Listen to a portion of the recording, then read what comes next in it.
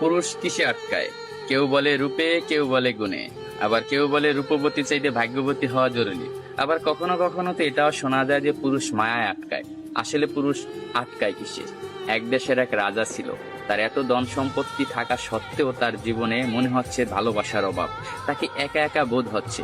তাই সে আর এক দেশের এক রাজকন্যাকে বিয়ে করে আনলো। বিয়ে করে আনার পরও তার মনে হচ্ছে তার জীবনে ভালোবাসার অভাব।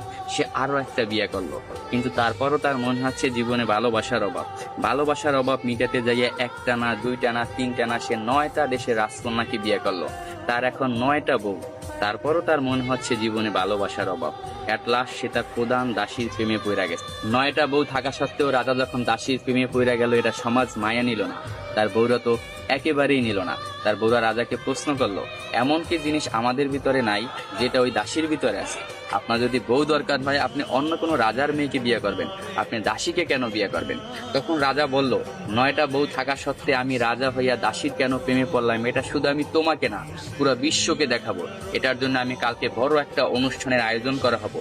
ওই অনুষ্ঠানে আমি প্রমাণ করাই দেব আমি রাজা হইয়া কেন দাসীর প্রেমে পড়লাম। পরের দিনকে একটা বড় অনুষ্ঠানের আয়োজন করা হলো।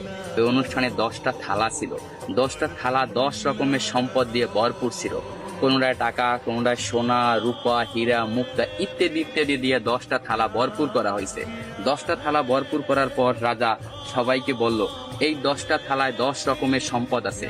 আমার 9 জন বউ এবং আমি যাকে ভালোবাসি আমার দাসী, এই টোটাল 10 জন, যে যে থালাটা ধরতে পারবে সেই থালার সম্পদ তার। এই কথা শোনার সাথে সাথে তার যে 9টা বউ ছিল দৌড়াইয়া যাইয়া এক একজনে এক একটা থালা ধরলো, কিন্তু তার যে দাসী সে দাঁড়াই ছিল, সে কোনো প্রকার থালা ধরলো না। তখন রাজা প্রশ্ন করলো তার দাসীকে, কি হলো, তুমি সম্পদ কেন ধরলা না? আমি তো বইলাই দিছিলাম যে যে যে থালা ধরতে পারবে সেই থালার সম্পদ তার। তখন দাসী বলল, কে বললো আমি ধরি নাই? আমি তো আমার সম্পদ ধইরেই দাঁড়াই রয়েছি। রাজামশাই, আপনি ভালো করে তাকাই দেখেন, আপনার জামা আমার হাতে ধরা। আমি আপনার জামা দইরা বইছি। আমার কোনো ধন সম্পদ চাই না, আমি আপনাকে চাই। আমি যদি আপনাকে পাই, এরকম ধন সম্পদের আমার অভাব হবে না। আমি কিছুই চাই না, শুধু আপনাকেই চাই। আমি তাই আপনার জামা দইরা দাঁড়াই রয়েছি।